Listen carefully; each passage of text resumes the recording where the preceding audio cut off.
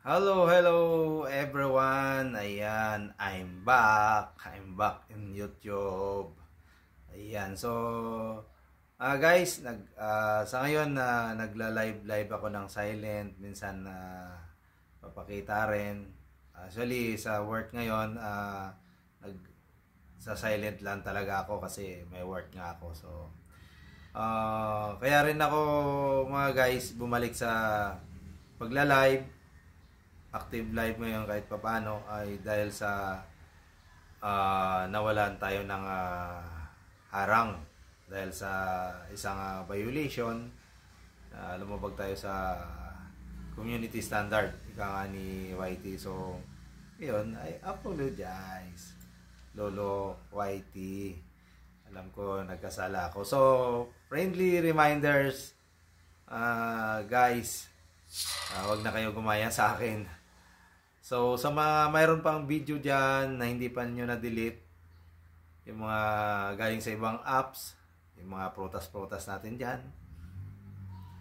So, sa ngayon, hindi pa kayo na-review.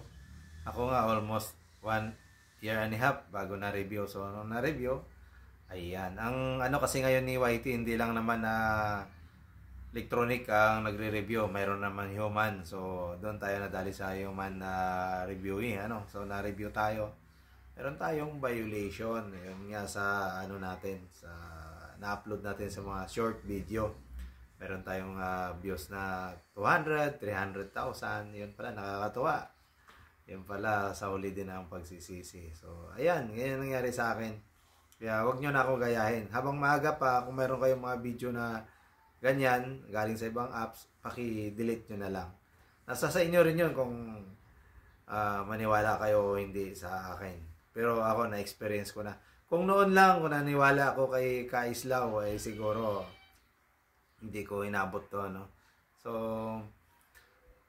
isa rin sa friend ko na nag-a-advise sa akin, friend, parang hindi lang friend, parang family, ko na rin siya sa YT, si Rick Bernales. Sir Rick Bernales noon pa nag-advise na sa akin yan.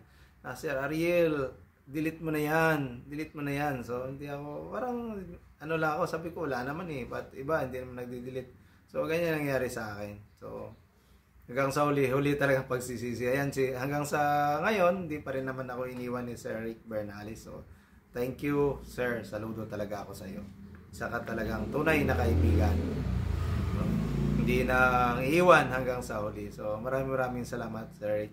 So ayan lang, konting friendly remind lang sa inyo sa may mga video pa niyan. So delete nyo na para hindi kayo makagaya sa akin. Sa totoo lang, hindi naman ako kumikita talaga sa YouTube.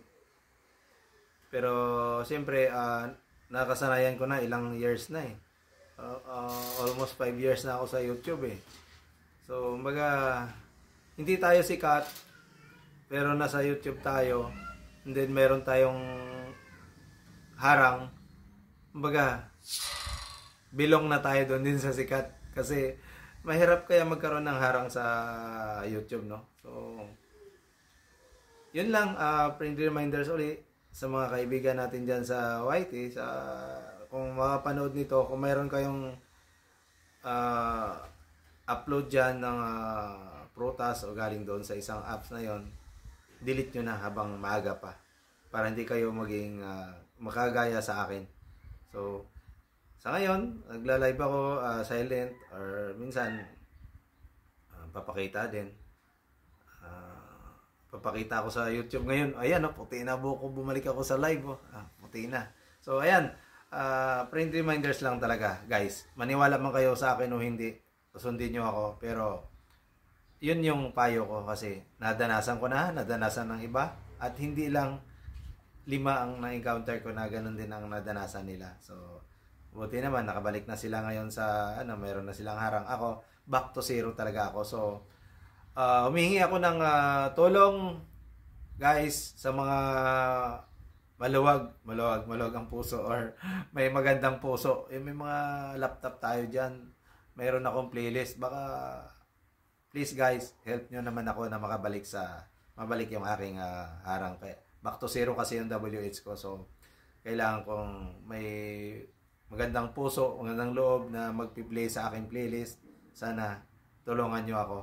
At ako naman ay hindi nakakalimot. Ako ay tumatanaw din ng utang na loob. Kahit nga yung iba, marami akong natulungan, hindi ko sinusumbat sa kanila, hindi ko inaano yan. Basta ako, once na tumulong ako, tulong talaga ako.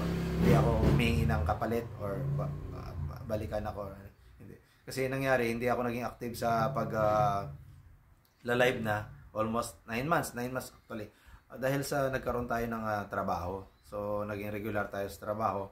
Kailangan ko yung trabaho dahil siyempre sa family ko, anak ko college na. First year college, architect pa ang kinukuha. So, nahirapan ako sa gastos. So, kailangan ko maglaylo sa YT kasi hindi naman ako regular sumasahod ito talaga 15-30 may sahod ako. So, may support ako sa family ko. Hope na naintindihan ako ng iba na hindi na ako nakakapag-support. Then, alam nyo naman, pag may trabaho tayo, medyo mahirapan tayo na mag-support talaga ng support. Then, nawalan naman ako ng net.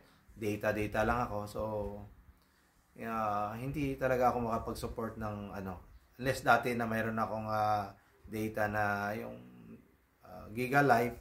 So, yun kasi 1 month, kahit anong gawin ko, ano to sawa, yun So, sa ngayon, hindi ko kaya bumili ng ganun.